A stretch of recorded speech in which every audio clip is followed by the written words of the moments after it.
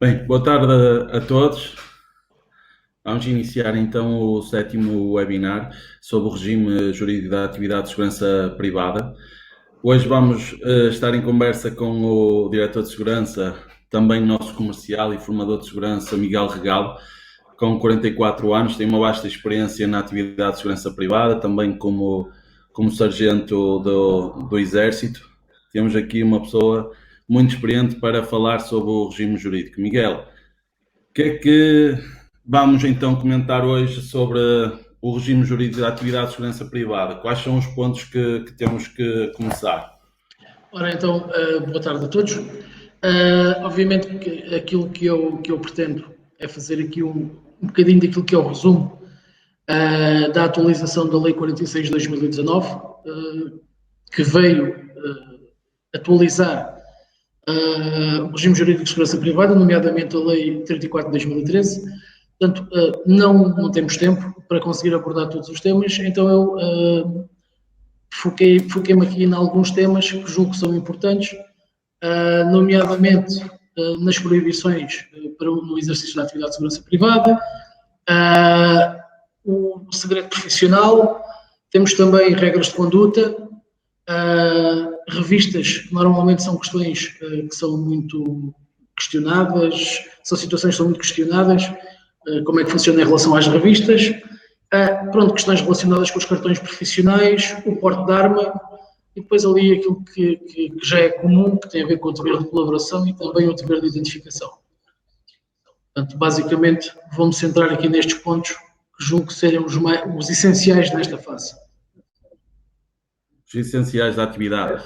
Bem, nós temos aqui no artigo 5, visto que esta é a lei atualizada, e está a ser muito falada durante até este ano, visto que é recente esta atualização.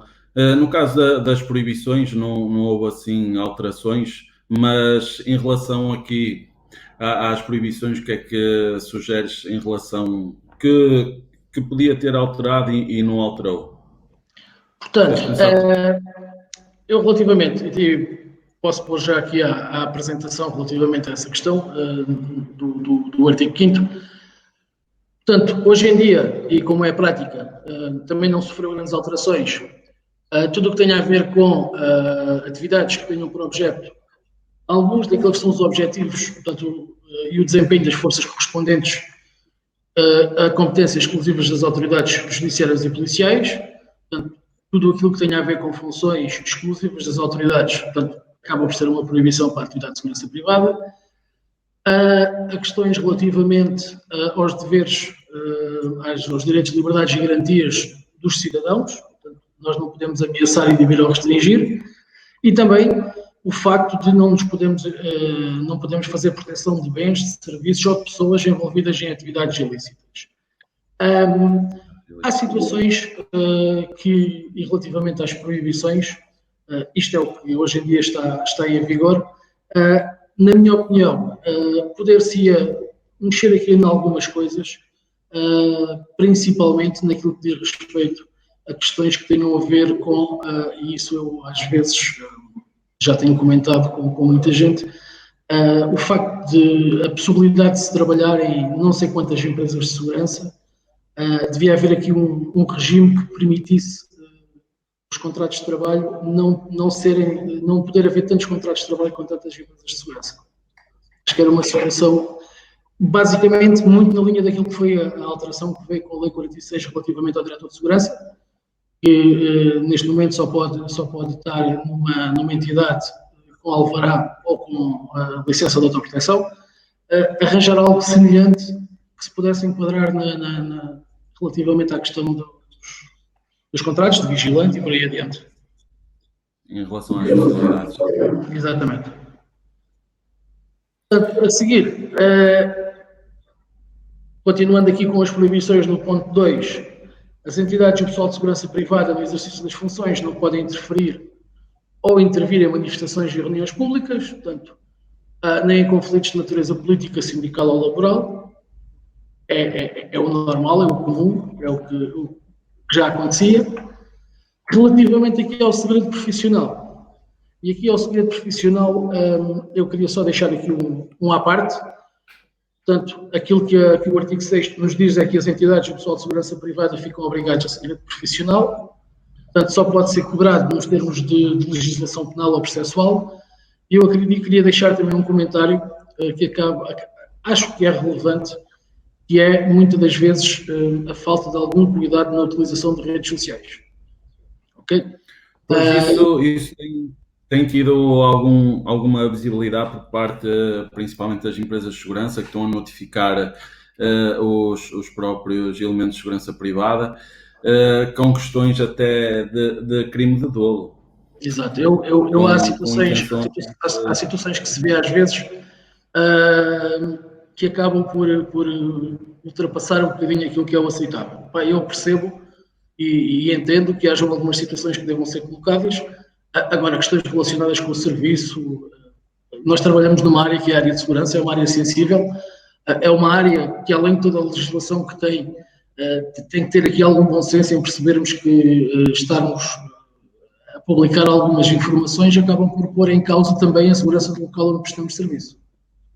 E mesmo a imagem da empresa, aquilo que eu tenho visto e aquilo que tem acontecido é, por exemplo, isto é o que realmente acontece e acho que todos devemos ter noção disso, aos presentes que nos estão a ver e aos futuros, ao futuro da segurança privada. Por exemplo, existe aí uma aplicação que é o TikTok, e muita gente está a fazer vídeos e a colocar esses vídeos em histórias no Facebook, no Instagram e etc. E as próprias empresas estão atentas a estas situações. É importante. Estamos a falar de ações disciplinares por parte das empresas. É importante o pessoal ter a sensibilidade de perceber que há um limite para essas coisas. Pode haver situações em que se queira passar alguma informação, que haja algum descontentamento ou contentamento, tudo muito bem, percebe-se tudo muito bem. Agora, situações que envolvam o próprio local de trabalho, a instalação onde trabalham, não faz sentido nenhum. Julgo que não faz sentido nenhum, são coisas que devem ser resguardadas, pelo menos eu vejo a segurança dessa forma, e que não haja interferências e muito menos publicações nas redes sociais. Haver um limite. Exatamente. Depois, e do que estávamos a falar, não é? E vem aqui o artigo 6A, que é o artigo das regras de conduta, finalmente saíram, não é? Que não havia até na Lei 34. Temos aqui, então, no exercício da atividade de segurança privada, o pessoal de vigilância deve, não é? E tem aqui algumas alíneas que vêm, então, delegar aqui algumas regras de conduta e que faz todo sentido, até acho que deviam ser mais no meu ponto de vista. O que é que tens a dizer sobre estas regras de conduta? Eu, relativamente às regras de conduta, sou apologista, inclusivamente até ia mais longe. Eu era a favor. Nós, por exemplo, na formação, temos um dos módulos de formação que é o código deontológico. Basicamente, a segurança privada não há nenhum código deontológico, acaba-se por ir apanhar algumas empresas, vão buscar alguma informação e acabam por criar ali um conjunto de regras de conduta. No entanto, não há um código deontológico feito para a segurança privada e eu era a favor de que devia existir. O que é que a Lei 46 nos trouxe? Trouxe, na realidade, aqui o artigo 6A, que não existia e que, pelo menos, vem dar aqui alguma orientação em termos de conduta. Portanto, respeitar os direitos fundamentais e os demais direitos dos cidadãos. Portanto, nós já vimos que, em termos de proibições, nós não podíamos ameaçar, restringir nem inibir os direitos, liberdades e garantias dos cidadãos. Portanto, aqui, nas regras de conduta, é mais uma vez reforçada essa situação. Manter uma conduta íntegra e de acordo com os princípios legais. Portanto, convém sempre, e estando nós numa atividade destas, a ir de encontro sempre a tudo o que são os princípios legais, andarmos na legalidade, manter uma atitude discreta e resiliente. Portanto, basicamente não se fazer notar muito, quando for necessário intervir, sim senhora, mas de resto passar a acabar por ter ali alguma descrição durante o serviço. Não manter ligações com atividades ilícitas, isto depois faz todo o sentido. Nós sabemos que é uma um dos requisitos para a atividade de segurança privada tem a ver também com isto, portanto, é necessário verificarmos os registros criminais e todos os antecedentes criminais que tenham existido. Portanto, não faz qualquer sentido andar em atividades ilícitas, não constituir o fator de perturbação para a ordem pública e prestar assistência às pessoas em perigo também é extremamente importante. Mas, como eu te estava a dizer, no meu entender, é mesmo perceber a questão da existência de um código deontológico. Muito bem. Nós estamos aqui, e até temos aqui uma questão do Ricardo Amadeu, que penso que percebeu mal. Estamos simplesmente a dar uma opinião que devia haver até uma restrição do contrato de trabalho, a tal exclusividade, até que vem no comentário a seguir, que penso que é do Miguel, e bem, que se paga bem caro. Estamos simplesmente a opinar que devia haver essa restrição. Porquê? Porque está a haver um grande aglomerado de contratos só para um vigilante e depois dá-se conta de que um vigilante tem aqui 7, 8, 9 contratos ativos e que não dão mais, e terá aqui alguma confusão. Simplesmente foi uma opinião. Ricardo, penso que tenha percebido mal, mas acho que ficou esclarecido essa situação. Em relação ao Miguel, falou e bem, o Miguel Pereira. Estamos aqui a falar, então, para responder, é verdade, essa exclusividade até devia ser mais bem paga, até, o que não acontece nos dias de hoje. Vemos as grandes empresas a fazer contratos de exclusividade, mas que realmente pagam igual a qualquer outra empresa. Essa é a realidade que eu vejo no mercado de trabalho, infelizmente, do meu ponto de vista. Acho que ficou esclarecido. Depois deem o vosso feedback, mas penso que o Ricardo percebeu mal, está bem? Nós estamos em relação à exclusividade, importa notar. Eu sou a favor, não está referido em lado nenhum que existe exclusividade. Eu sou a favor da exclusividade. Obviamente que isso teria que acarretar outras situações, não é? Que é claramente perceber e dar o valor a essa questão, a questão da exclusividade. Portanto, teria que eventualmente equacionar-se melhores remunerações, todas essas situações, mas evitar ao máximo esta duplicação, triplicação de contratos de trabalho que por aí existem. Sim. Portanto, relativamente aqui, seguindo a apresentação, aparece-nos agora aqui o artigo 19, e este artigo traz-nos aqui algumas questões que eu acho que são importantes, e comparando com aquilo que existia, acaba por trazer aqui alguma força a algum serviço que já se faz, nomeadamente a questão dos aeroportos e dos ARDs. Portanto, o que é que acontece hoje em dia? Portanto, os assistentes de recintos esportivos no controle de acesso aos recintos esportivos e os APAs, quer nos portos, quer nos aeroportos, podem efetuar revistas pessoais de prevenção e segurança com o estrito objetivo de impedir a entrada de objetos ou substâncias proibidas ou suscetíveis de gerar ou possibilitar atos de violência. O que é que importa aqui? Se nós formos à lei anterior, ao artigo 19 da lei 34, que estava antigamente, isto era possível utilizando detectores de metais ou outro tipo de detectores não intrusivos. Hoje em dia, com a entrada da lei 46, diz aqui no segundo ponto que, tendo em conta o artigo número 1, primeiro, portanto, em que os APAs e os ARDs podem fazer revistas pessoais de prevenção e segurança, dão aqui já duas hipóteses, que é recorrer ao uso de raquetes de detecção de metais e de explosivos, ou outros equipamentos não intrusivos com a mesma finalidade. Eu, por exemplo, na área aeroportuária existem muitos mais equipamentos de detecção, quer de metais, quer de explosivos. E também há aqui uma segunda oportunidade, que é a possibilidade de realizar revistas intrusivas por palpação, bem como vistoriar os bens transportados pelos visados. Obviamente que, e eu aqui sou perfeitamente de acordo, sempre sob a supervisão da Força de Segurança territorialmente competente. Eu acho que isto foi uma mais-valia que veio nesta lei, que foi especificar ao certo o que é que se pode e o que é que não se pode fazer.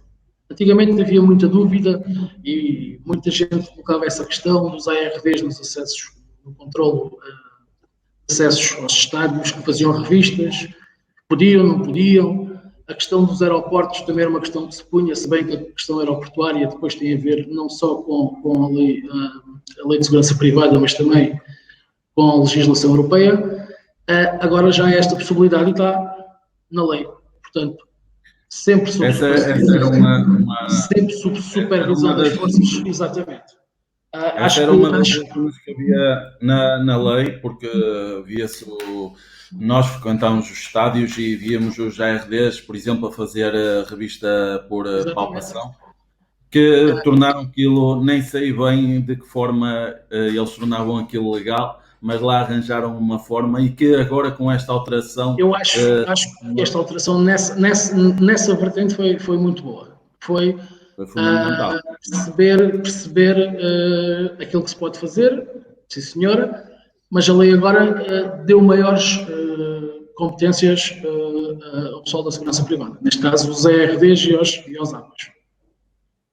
Sim, temos aqui, por exemplo, o António Vitorino, que pergunta: revistas de prevenção recorrendo à palpação apenas legalizaram que já se fazia, legalizaram que era feito de forma ilegal. Eu lembro de comentar aqui este tema até com diretores de segurança e coordenadores de clube de futebol, e a forma que eles tinham de legalizar isto, entre aspas, era... eu sei que havia uma reunião preparatória antes do jogo iniciar, e que o que é que eles faziam? O comandante da polícia então escrevia em ata que, por falta de efetivo, delegavam aqui as funções aos assistentes desportivos, e ficava assinado em ata até pelo responsável. Sim, por exemplo, e tornavam as coisas até legais. Tens a questão, legais, tens a questão dos aeroportos. Nos aeroportos, já há muitos anos a esta parte, é feita uma revista por palpação aos passageiros, faz parte dos procedimentos de segurança dos aeroportos, no entanto, nunca teve contemplada na nossa lei de segurança privada. Portanto, agora acabou por vir a ser legalizado, neste caso. Agora já se pode. Sim. E todas estas autorizações, como diz aqui o João Neiva, essa autorização pode ser só escrita e devidamente colocada onde seja visível também para todos, nomeadamente aqui no controle de acessos. Está bem? Então, Miguel, estamos a falar em tipos de revistas que antes tínhamos aqui a revista só, nomeadamente não intrusiva, utilizando aqui... Antigamente utilizava-se... Aquilo que a lei dizia era a utilização de detectores metais ou outros sistemas de detecção não intrusivos. De qualquer forma, todos esses já havia em muitos locais a serem postas em prática, as revistas, por exemplo, nos estádios por palpação, as revistas em termos aeroportuários por palpação e, posteriormente, em muitas situações, por detector de metais. Ou seja, estas situações já existiam. Hoje em dia, e felizmente as coisas já acontecem de uma forma perfeitamente legal. Temos aqui o Carlos Costa a dizer: a revista por palpação nos aeroportos só se podia na zona internacional, nunca em zona nacional. Tu que foste um grande experiente aí na zona do Algarve... Eu queria te pedir só um favor, sobre a parte das revistas nos aeroportos. Eu queria... não podem ser feitas na zona nacional, mas não queria entrar em grandes pormenores com os aeroportos. Capa? Por uma questão exatamente de segurança. Ok. Mas pode ser feito. Bem, mais sobre revistas, em relação relativamente aos ARS. Podem efetuar revistas pessoais de prevenção e segurança por recurso a equipamentos não intrusivos previstos na linha A do número anterior. Portanto, podem efetuar Obviamente que tem que depois, esta situação tem que haver um aviso prévio, um aviso no local. E ainda, esta situação já existia, mediante um despacho do membro responsável pela administração interna, podem ser autorizadas revistas pessoais de prevenção e segurança em locais de acesso vedado ou condicionado ao público, desde que justifiquem uma proteção reforçada. Portanto, aqui, uma situação que se justifique por alguma eventualidade reforçar as medidas de segurança podem ser efetuadas revistas, desde que devidamente autorizadas pelo membro do governo responsável pela administração interna. Depois, importante, revistas por palpação apenas podem ser realizadas por pessoal de vigilância do mesmo sexo que a pessoa que está a ser controlada. Portanto, a questão aqui é homem revista homem, mulher revista mulher, e é desta forma que funciona. Sei.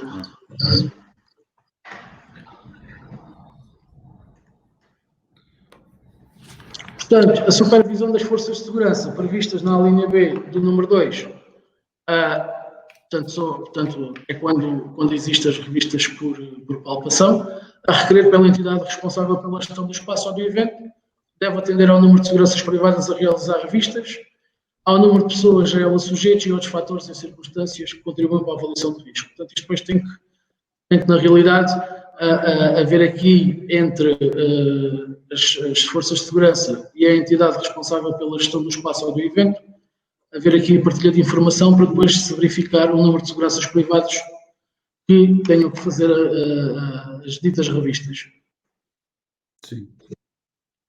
Importante, a autoridade, foi ainda há bocadinho que o Sr. João Neiva acabou por dizer, a entidade autorizada a realizar revistas pessoais de prevenção e segurança também tem que afixar a autorização concedida em local visível junto dos locais de acesso. Portanto, quando existe esta autorização, ela tem que estar afixada para que toda a gente saiba e tenha conhecimento da necessidade dessa revista. A recusa à submissão da revista, realizada nos termos da presente lei, o que pode impossibilitar a pessoa que se está a recusar a entrar no local, porque pura e simplesmente se está a negar a ser revistado, basicamente.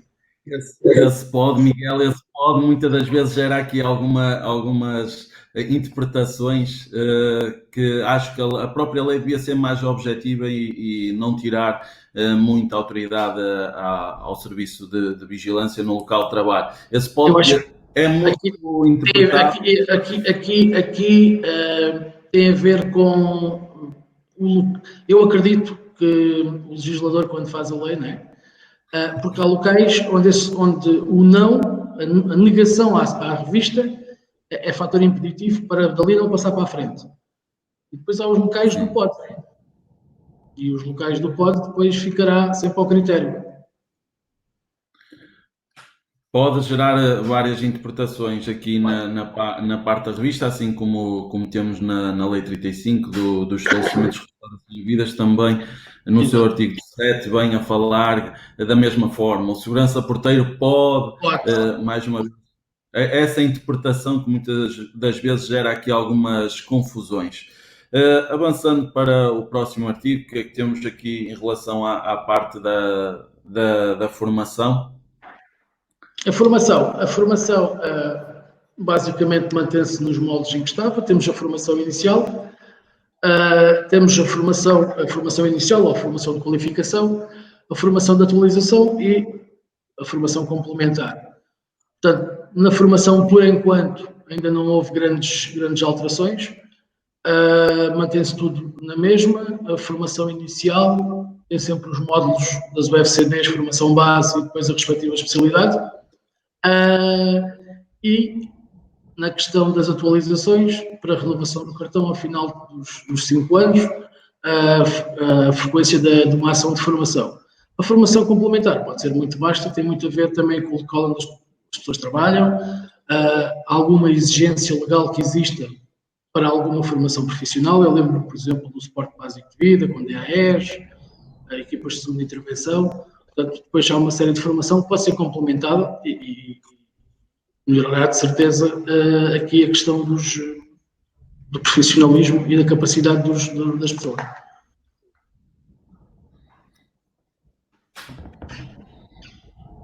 Queria aqui falar também sobre a questão do cartão profissional, porque houve aqui uma alteração e antigamente era uma questão que era muito, não sei se também contigo aconteceu, que era o facto das pessoas, fim do contrato, tinham que fazer a devolução do cartão à PSP, para depois, quando tivessem novo contrato de formação, a PSP fazer a devolução do cartão.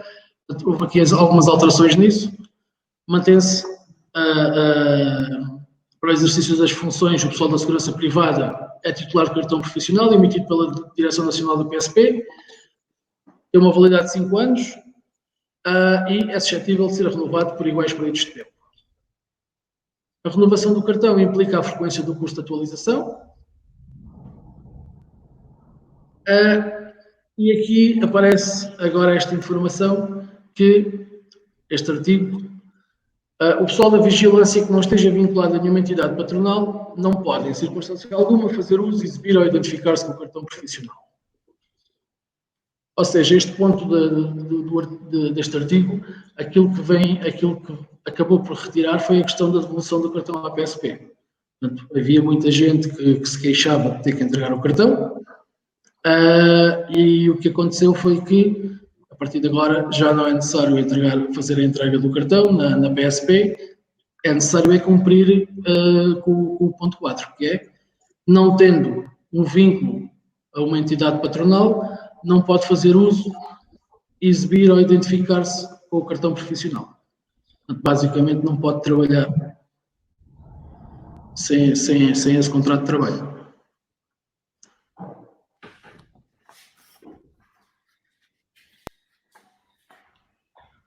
Relativamente aqui ao CCTV, o que é que apareceu? Portanto, mantém-se a questão das gravações das imagens pelos sistemas de videovigilância, devem ser conservados num registro codificado pelo prazo de 30 dias, tal e qual como era anteriormente. Agora, o que foi acrescentado aqui foi que, passado esses 30 dias, a respectiva as imagens têm um prazo de 48 horas para ser destruídas. Quando anteriormente não havia, aquilo que a lei falava era somente naquilo que eram os 30 dias de gravação.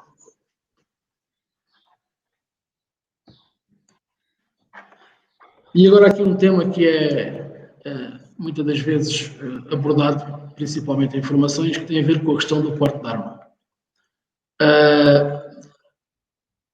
Em relação ao porte de arma, portanto, o pessoal da vigilância está sujeito ao regime geral de uso e porte de arma. Portanto, podendo, neste caso, recorrer designadamente às armas de classe E. Em serviço, o porte de arma só é permitido se autorizado por escrito, cumulativamente, pela entidade patronal e pela entidade que contratou o serviço, podendo qualquer das autorizações ser revogadas antes do tempo. Ou seja, para isto é necessário que quer a entidade patronal, quer quem contratou o serviço, garantam esta mesma autorização. E tem que ser as duas. A autorização concedida pela entidade patronal é anual, renovável, emitida em nome individual, contendo o tipo de arma e as especificações técnicas. Esta autorização é comunicada no mais curto espaço de tempo e não pode exceder as 24 horas à Direção Nacional da PSP. Portanto, muitas das vezes costuma haver aqui algumas questões relativamente às armas. Como veem, é necessário, quer o cliente, quer a empresa de segurança, concordar e autorizar essa mesma situação. Olhando agora aqui para o dever de colaboração, portanto, todas as entidades titulares de alvará ou de licença, bem como o respectivo pessoal, devem prestar às autoridades públicas toda a colaboração que lhes for solicitada. Portanto, estamos a falar de empresas de segurança privada, entidades que tenham licença de autoproteção e todo o pessoal deve colaborar sempre que for solicitado. Em caso de intervenção das forças ou serviços de segurança em locais onde também atua entidades de segurança privada, as entidades de segurança privada devem colocar os meios humanos e materiais à disposição e sob a direção de comando das forças e serviços de segurança. Portanto, acontecem algumas situações, existe essa possibilidade. Relativamente agora aqui ao dever de identificação, o coordenador de segurança e o pessoal de vigilância consideram-se identificados sempre devidamente uniformizados com cartão profissional aposto. Portanto, sem prejuízo do disposto no número anterior, o pessoal da vigilância, no exercício das suas funções, deve exibir prontamente o cartão profissional, sempre tal a ser solicitado, no sentido de atestar a sua condição profissional, e aqui é sempre que alguém nos queira identificar. Miguel, em relação a este dever de identificação, nós temos algumas questões que aparecem de, por exemplo, numa fiscalização nós termos o cartão virado ao contrário, não estar a fotografia nem o nome virado para o agente. Muitas das vezes acontece. Existe muito aí na nossa praça de segurança privada a dizer que podemos ser autuados. É assim, eu em relação a isso, a questão é, por isso é que as histórias das fitas, quando se usa as fitas, que o cartão anda à volta. Eu conheço uma situação em que a pessoa foi autuada em relação a isso, ok? Porque a parte da identificação da pessoa não está visível. Eu acho que isso também depende um bocado do bom senso de quem está a fazer a fiscalização. A pessoa tem um cartão, é só uma questão do cartão estar virado. É uma questão de bom senso. Aqui é uma questão de bom senso.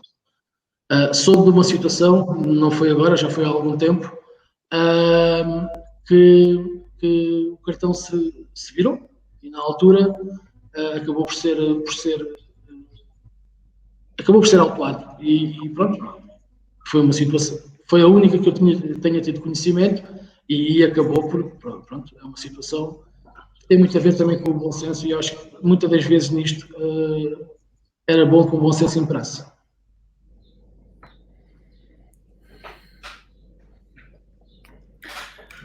Portanto, relativamente aqui a esta questão, era o que eu tinha aqui em termos de apresentação. Agora, algumas questões. Nós temos aqui algumas questões, por exemplo, do Tiago Alves. Na vossa opinião, a legislação em vigor está adaptada à realidade? Não querem dar algumas sugestões? Bom, em termos de sugestões, se eu olhar para a legislação e se me disserem que ela está adaptada à realidade da segurança privada, eu vou dizer que, neste momento, está muito melhor, está muito mais definida do que aquilo que já houve e que havia. No entanto, se haveriam algumas coisas por melhorar, haviam sempre coisas por melhorar. Eu acho que era importante, mesmo naquilo que já existe na legislação, a definição mais concreta daquilo que se pode, certas coisas que se podem fazer. Porque ainda se vê em muitos sítios fazerem certo tipo de coisas que até não estão erradas, mas depois não têm suportes legais. Portanto, eu era a favor, por exemplo, de ter na formação, ao final da formação e antes das pessoas começarem a trabalhar, passarem por um período, não lhe queria chamar estágio, passaram por um período que pudessem, junto de uma empresa, perceber como é que funciona isto da segurança privada, antes de começar realmente a trabalhar. Okay? Eu faço muita confusão dar uma formação da ARS e não conseguir colocar essas pessoas que estão a fazer a formação da ARE, por exemplo, num evento comigo, sem fazerem rigorosamente nada, mas para poderem estar lá, aprender e ver como é que se faz muitas coisas. Ou seja, esta parte no trabalho acaba por ser um bocadinho e não existe.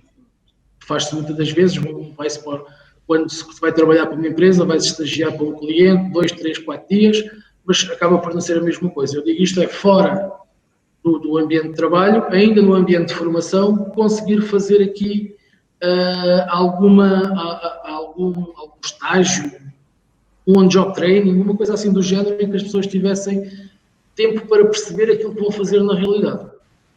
Isso era uma das coisas que eu acho que faz falta.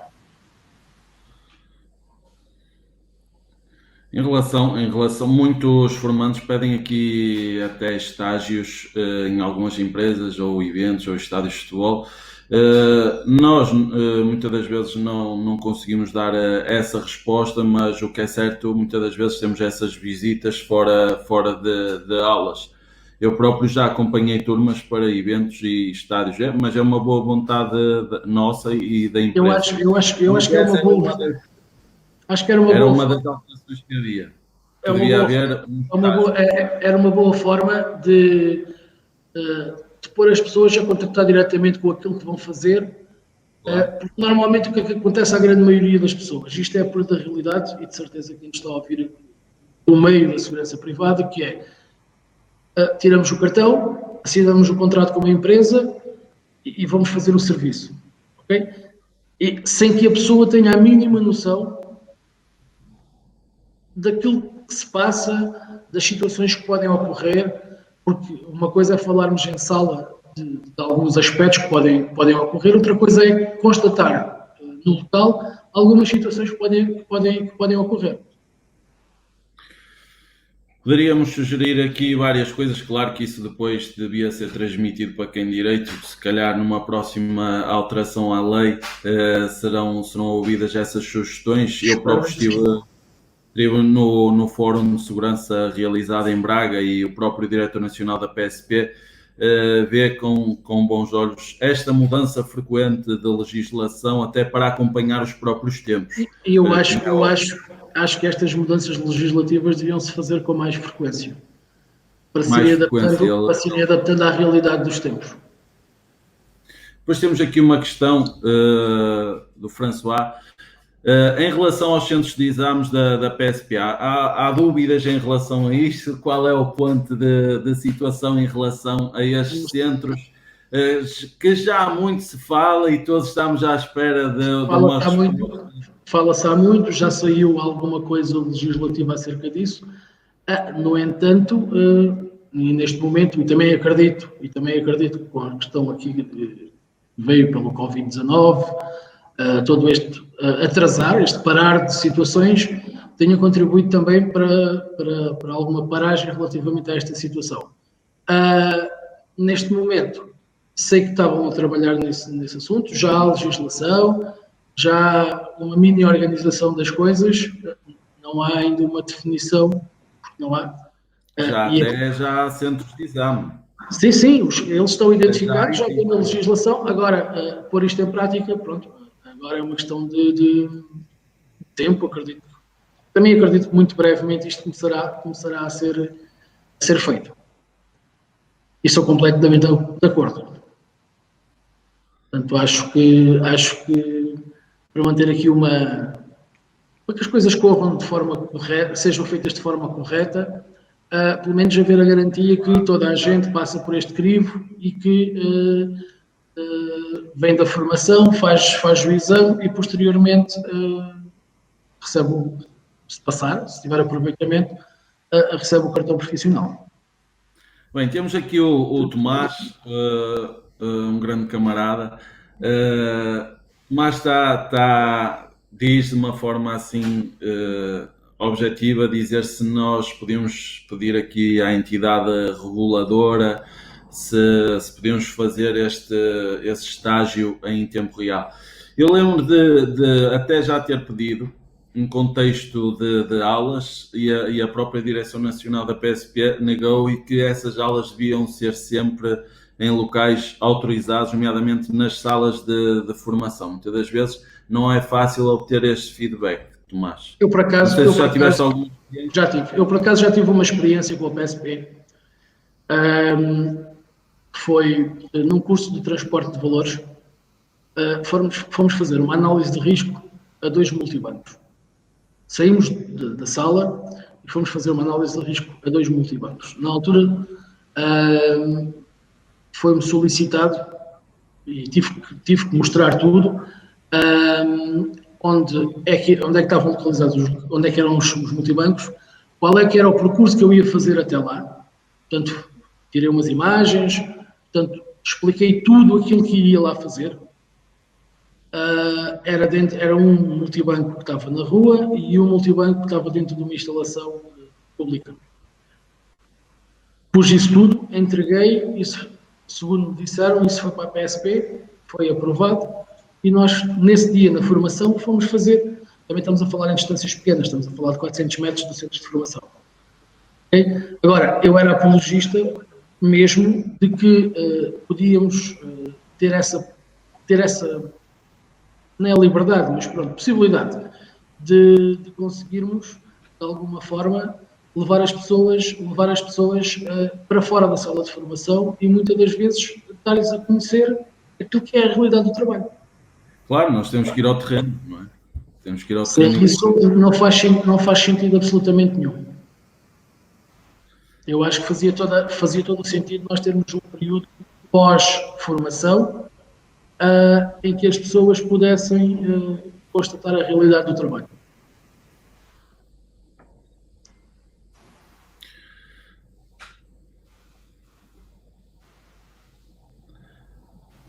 Bem, mais questões que vocês tenham para colocar?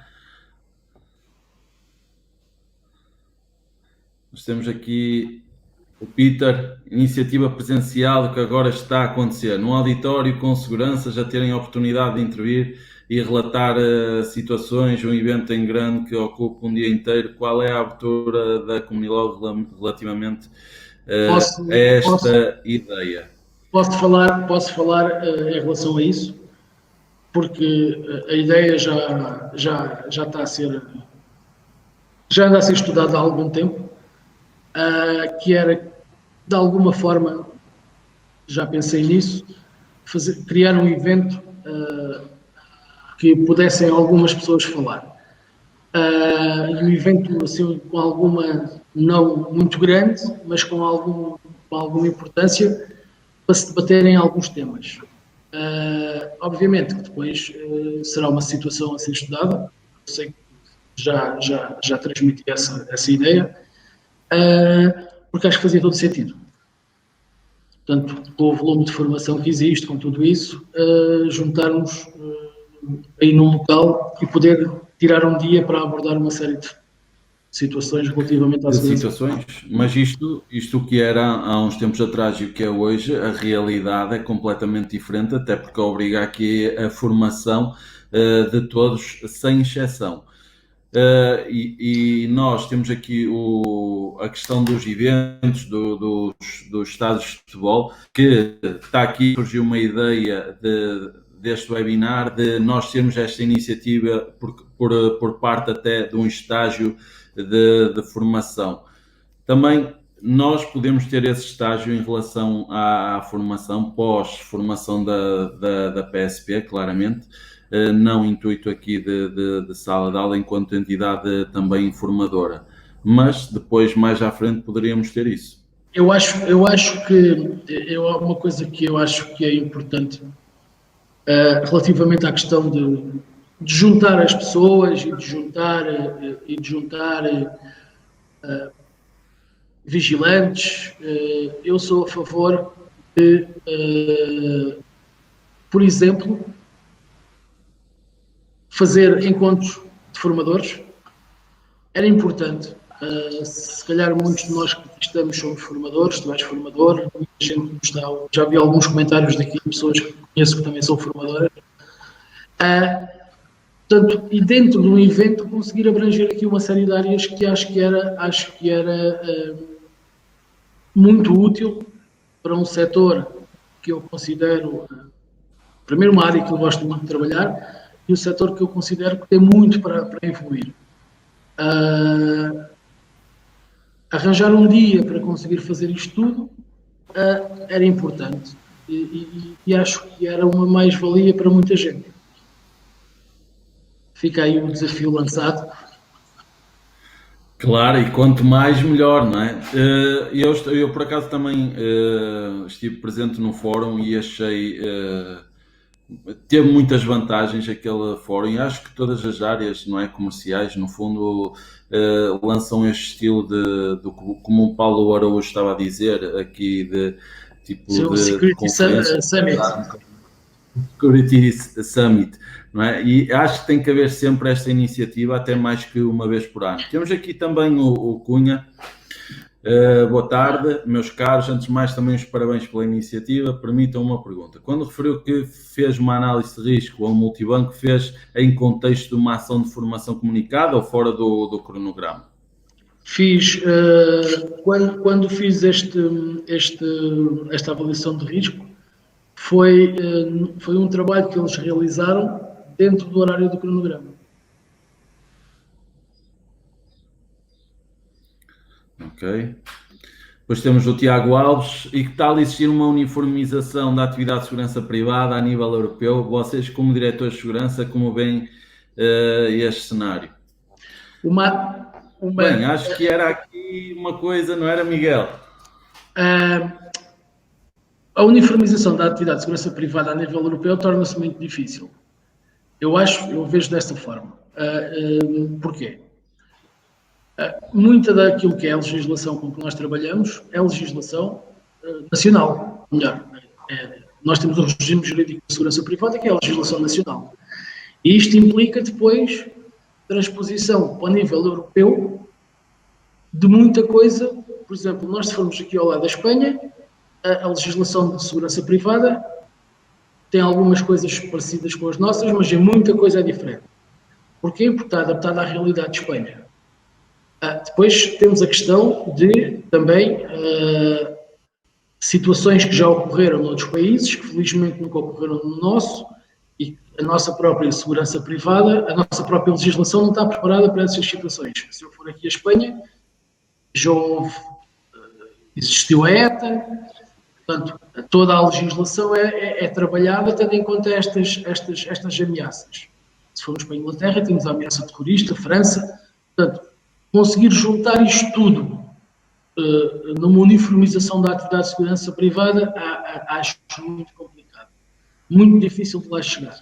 Acredito que nós, em Portugal, passinho a passinho, vamos conseguindo evoluir.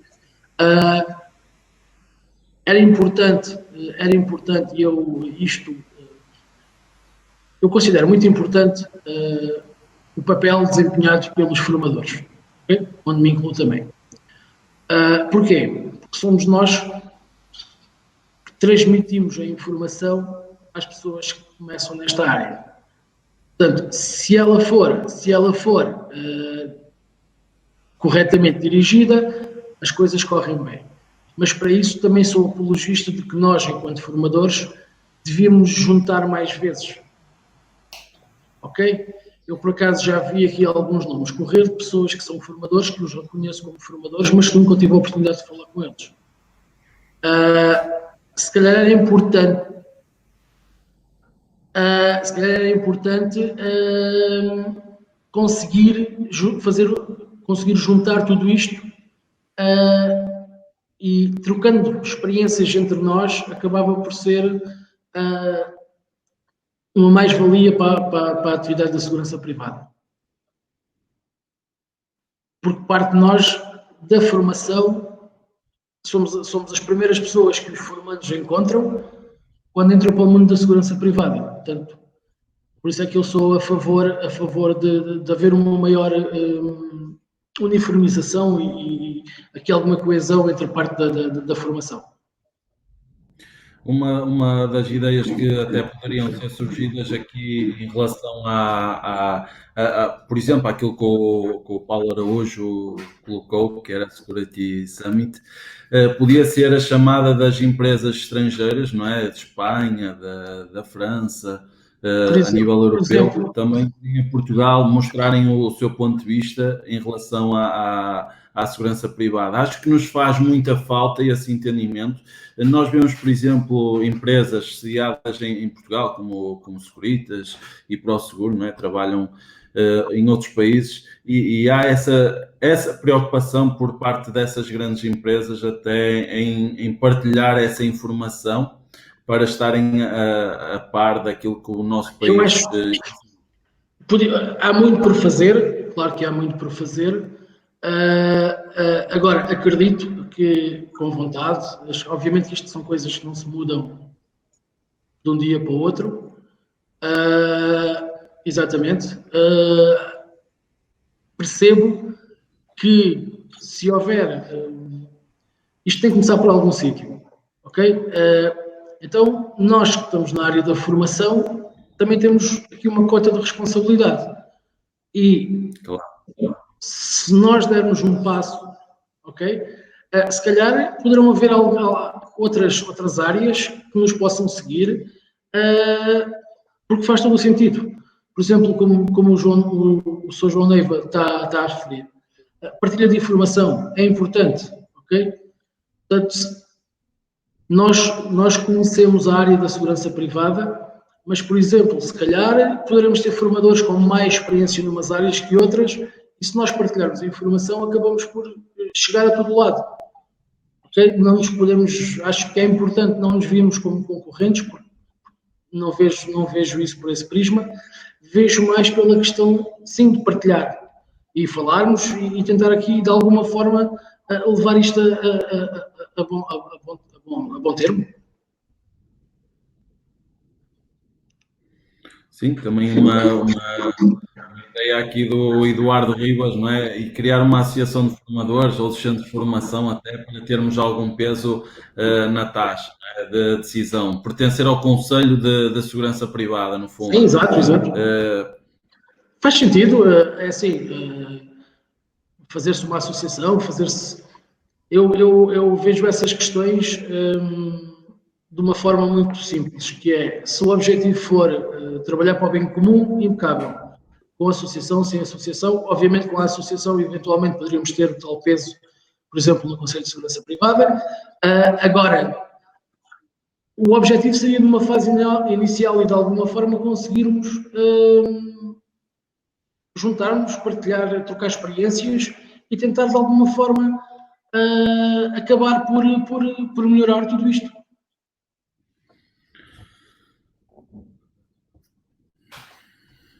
Temos aqui também o Augusto dizer que as firmas de segurança privada todos os anos fazerem uma revisão em relação aos primeiros socorros sobre os incêndios e também à questão aqui da defesa pessoal.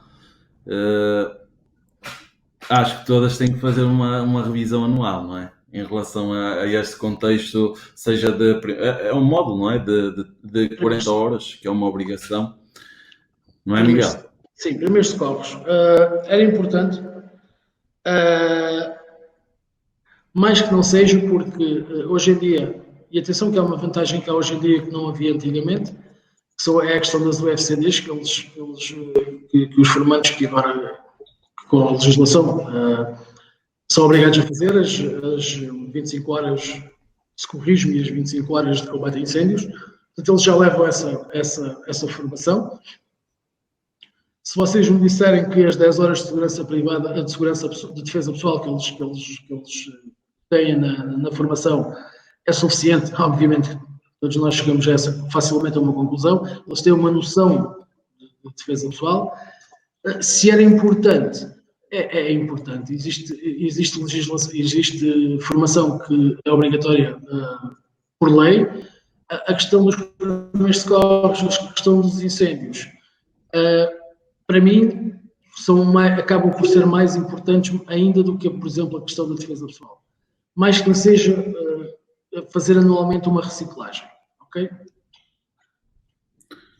Sim, todas elas são importantes, até porque nós lidamos com alguns riscos, alguns perigos, não é? Hoje em dia, estarmos na linha da frente, por exemplo, num supermercado, já aconteceu, formandos de atualização, pedirem e terem essa necessidade, principalmente na atualização, devia ser um dos módulos obrigatórios de primeiros socorros.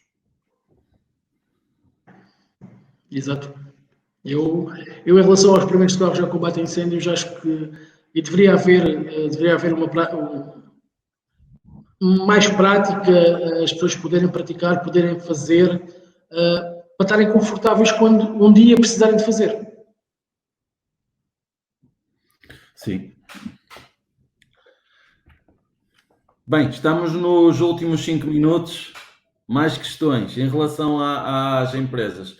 E muitas das vezes surgem estas questões aqui de se nós temos todos ideias, não é? E é importante colocá-las para podermos aqui discutir. Surgem bastantes ideias, toda a gente tem esta coragem de lançar aqui o desafio, mas muitas das vezes também a própria empresa não consegue corresponder, ou as próprias empresas de segurança não conseguem responder por questões que eles próprios levantam. Mas nunca podemos deixar de ter estas ideias e colocá-las, ou um dia mais tarde poder colocá-las. Isto é que é essencial. Está bem, João? Eu relativamente aqui à questão do Sr. João Neiva, nós estamos interessados, as empresas, obviamente que as empresas têm que olhar, eu nisto vejo a bater, digo quase sempre a mesma coisa, que é, muitas das vezes, quando eu digo que devo preparar as pessoas enquanto formador, eu preparo pessoas hoje em dia, não sei qual vai ser o destino delas enquanto quem vai ser a entidade patronal delas. Portanto, se as empresas estão receptivas a essa situação, era uma coisa que podia ser falado, podia ser debatido. Agora, isto também, muitas destas coisas vão fazer a diferença depois na atitude do vigilante, do profissional de segurança privada. Portanto, se eu tiver um profissional, por exemplo, falámos da questão do estágio, de poder levar os formandos a um evento para eles perceberem, a empresa que recrutar esses vigilantes, para eles acaba por ser uma mais-valia, porque já são pessoas que já tiveram em contato com aquela situação, já minimamente perceberam como é que as coisas funcionam. É diferente de depois chegarmos lá e ter que estar a explicar tudo de novo, explicar o que é que se tem que fazer. Portanto, acho que aí é uma mais-valia para as empresas. Se há interesse das empresas nisto, eu acredito que poderíamos chegar aqui a um entendimento. Seria difícil, sim, seria muito difícil, eu tenho essa consciência, mas acho que fazia algum sentido. Depois temos aqui o Tomás também a ver aqui os valores oferidos nos salários, comparando com a responsabilidade de trabalho executado como segurança privada, são os coerentes? Não é? Ele lança aqui. Em relação aos salários e àquilo que é a responsabilidade do trabalho, eu tenho uma forma de pensar que é, se as pessoas forem bons profissionais, desempenharem as suas funções corretamente, eu julgo que deveriam ser devidamente remuneradas e recompensadas por isso. Ok?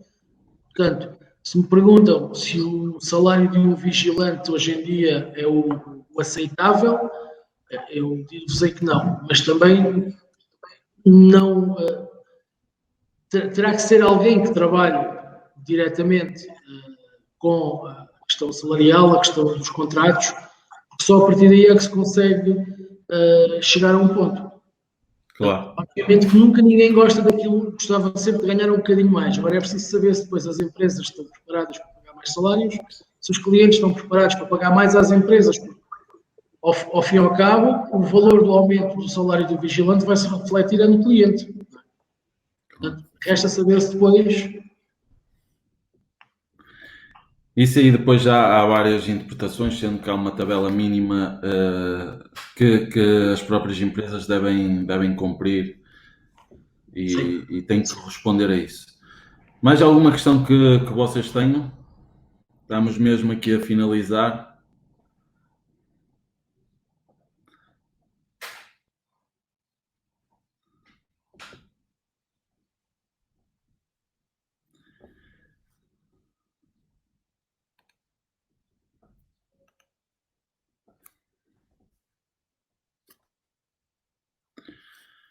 Bem, penso que já não há assim grandes questões.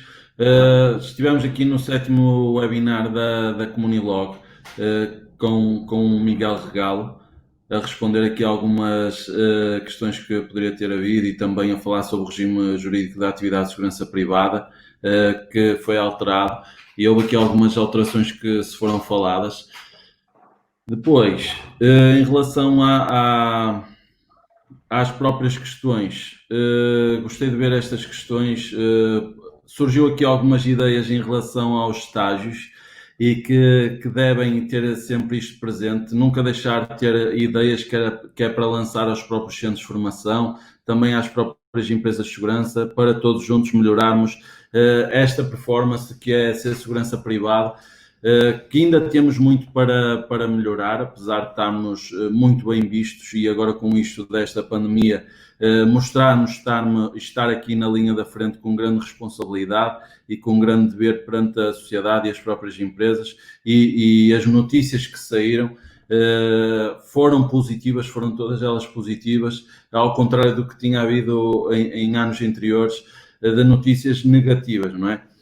Ainda bem que a comunicação social optou aqui também por falar sobre a segurança privada e obter aqui um pouco de respeito pela nossa atividade, que tinha sido manchada aqui há uns tempos atrás, mas que hoje se vê aqui com bons olhos, com pessoas e muitas pessoas cada vez mais a aderir à formação de segurança privada e a ter aqui um estilo de vida ou uma forma de vida também para o presente e para o futuro.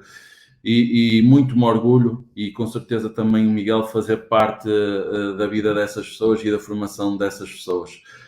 Para mim foi um gosto enorme. Não sei, Miguel, se queres dizer alguma coisa assim para Já despedir.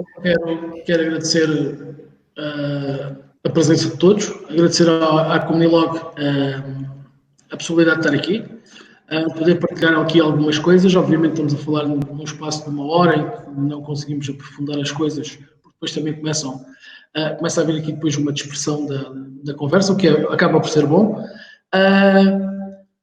E de resto, quero agradecer mais uma vez e desejar-vos tudo de bom e alguma coisa que precisem da minha parte, estejam à vontade. Acho que todos juntos é que conseguimos melhorar este setor. Então, tá, boa tarde, obrigado. Obrigado.